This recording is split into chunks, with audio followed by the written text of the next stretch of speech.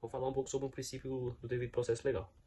Esse princípio é um dos mais importantes do direito e basicamente significa que ninguém pode perder sua liberdade, os seus bens, sem passar por um processo justo. Mas o que é um processo justo nesse caso?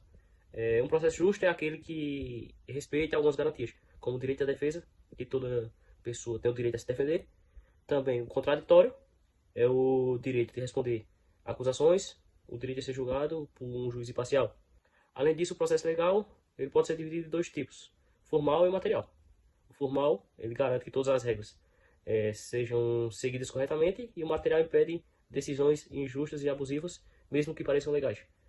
Na prática, isso protege o cidadão contra abusos de poder do Estado, garantindo mais justiça e igualdade. Então, resumindo, o devido processo legal ele é essencial para assegurar que todos tenham um julgamento justo e os seus direitos totalmente respeitados. Obrigado. Dentre os princípios do direito processual penal que nós estamos analisando ao longo desse vídeo, destaca-se o princípio do contraditório e da ampla defesa previsto no artigo 5º, inciso 55 da Constituição Federal, que diz o seguinte: aos litigantes em processo judicial ou administrativo e aos acusados em geral, são assegurados o contraditório e a ampla defesa com os meios e recursos a ela inerentes. Então, o que é que nós podemos extrair do inciso 55, artigo 5º da Constituição Federal de 1988? Primeiramente, a gente entende de cara que o contraditório e a ampla defesa são garantias de todos os processos administrativos, sejam eles punitivos ou não. Existem autores que consideram o contraditório e a ampla defesa como sendo subprincípios do devido processo legal. Mas, na realidade, o que é o contraditório e a ampla defesa? O princípio do contraditório consiste no direito do interessado em ter acesso às alegações da parte contrária. Então, ou seja, é um direito do interessado de ter acesso às alegações da parte contrária para que dessa forma ele possa se contrapor àquelas alegações. Então, é o direito do interessado de ter conhecimento das alegações que a parte contrária está fazendo em um processo. E no que consiste o princípio da ampla defesa? O princípio da ampla defesa consiste justamente na possibilidade de apresentar argumentos antes da tomada de decisões judiciais. Então, é um princípio que garante o acesso a cópias do processo, é um princípio que garante o acesso à solicitação da produção de provas, é um princípio que garante também a interposição de recursos, além de ser um princípio que abrange o direito a uma defesa técnica. Então, ou seja, um direito que o acusado tem de ser acompanhado por um advogado. Então, esse é o princípio da ampla defesa. O princípio da presunção de inocência é um dos pilares do Estado Democrático de Direito e uma garantia fundamental prevista na Constituição, onde no artigo 5º, inciso 57, diz que ninguém será considerado culpado até o trânsito em julgado da sentença penal condenatória. O princípio da presunção de inocência é dividido em duas dimensões, duas funções distintas que asseguram o direito do acusado. Primeiro, o ônus da prova, onde cabe à acusação, o Ministério Público, o dever de provar a culpa do réu. O acusado não precisa provar que é inocente. E na dúvida, sempre vai favorecer o réu, pelo princípio do indúbio pro réu. Vai sempre ser aplicado a pena mais favorável ao réu. E segundo, é a regra de tratamento, que na área interna o acusado deve ser tratado como inocente durante todo o processo. Isso veda a utilização de medidas que antecipem a pena, assegurando que o réu não receba tratamento de condenado. E no âmbito externo, impõe limite à publicidade opressiva e ao julgamento antecipado pela mídia ou por órgãos do Estado, preservando a imagem do investigado enquanto não houver condenação definitiva. O princípio da presunção de inocência também é retratado na Convenção Americana de Direitos Humanos. Em seu artigo 8.2, diz que toda pessoa acusada de delito tem direito a que se presuma sua inocência, enquanto não se comprove legalmente sua culpa. O artigo amplia a proteção do réu, enquanto a Constituição Federal força no marco temporal o trânsito em julgado.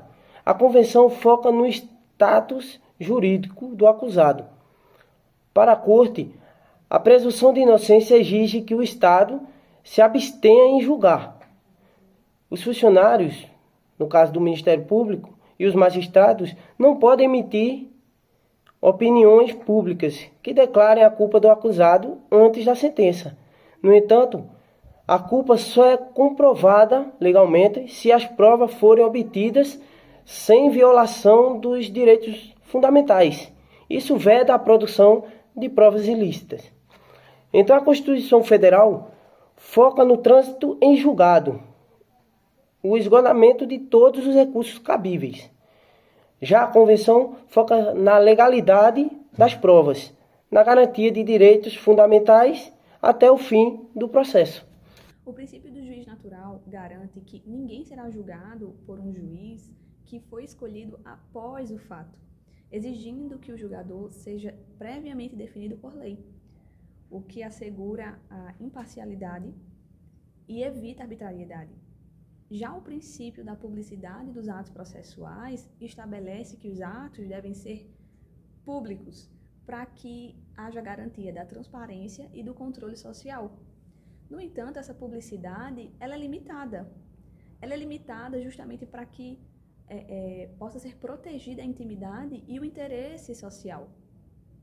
Há uma crítica feita pela doutrina majoritária de que há uma espetacularização da mídia, o que compromete a presunção de inocência e acaba gerando uma justiça do julgamento. Previsto no artigo 93, inciso 9 da Constituição Federal, nós agora vamos discutir sobre o princípio das motivações das decisões judiciais. Esse princípio ele impõe ao magistrado o dever de fundamentar suas decisões, levando a demonstrar quais foram as razões de fato e de direito que o levaram a tomar aquela conclusão ou aquela decisão. Qual foi o rumo que o magistrado decidiu tomar? Qual sentido, qual interpretação o magistrado teve? Todas essas perguntas devem ser respondidas graças à exigência que esse princípio traz. A importância da prática desse princípio é a possibilidade de se criar um controle de decisões, para que nós não tenhamos decisões tão diferentes acerca de um crime que, mesmo que cometido por pessoas diferentes, mas se assemelha muito um com o outro dentro do caso concreto. A ausência de fundamentação ou a utilização de argumentos muito genéricos caracteriza violação e pode acarretar na nulidade da decisão. Agora, falando sobre o princípio da duração razoável do processo, também previsto na Constituição, garante que o processo seja conduzido em tempo adequado, evitando assim atrasos injustificados. Na prática, infelizmente, nós sabemos que isso não acontece de fato. O princípio da legalidade é, sem dúvida, um dos pilares mais importantes do direito penal e também do próprio Estado de Direito. Quando a gente fala que não há crime sem lei anterior que o defina, nem pena sem prévia combinação legal, não se trata apenas de uma frase bonita ou de um conceito teórico. Isso funciona na prática como uma verdadeira barreira contra abusos do poder estatal. Historicamente, esse princípio surge justamente para evitar arbitrariedades. Em períodos autoritários, era comum que pessoas fossem punidas sem que houvesse uma lei clara definindo aquela conduta como crime. Hoje, com a legalidade, o Estado só pode agir dentro de limites previamente estabelecidos. Ou seja, o cidadão sabe exatamente o que é proibido e quais são as consequências de suas ações, o que traz segurança jurídica. No dia a dia do processo penal, esse princípio se manifesta de várias formas. A primeira delas é na própria tipificação das condutas. O juiz não pode inventar crime nem ampliar o alcance de uma norma penal para prejudicar o réu. Por isso, é vedada a analogia in mala partem e interpretações excessivas que agravem a situação do acusado. Além disso, não se admite a aplicação retroativa da lei penal mais severa, justamente porque isso violaria a previsibilidade que o princípio garante. Outro ponto importante é que a legalidade também dialoga diretamente com as nulidades processuais. Quando há violação das regras essenciais, especialmente aquelas que garantem direitos fundamentais, o processo pode ser considerado inválido. Nesse contexto, as nulidades absolutas surgem quando há afronta a princípios estruturantes.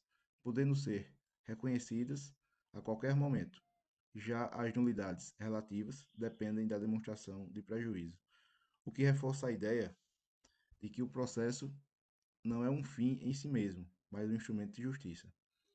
Em resumo, o princípio da legalidade não apenas limita o poder de punir do Estado, mas também protege o indivíduo contra decisões arbitrárias, garantindo um processo penal mais justo, previsível e equilibrado.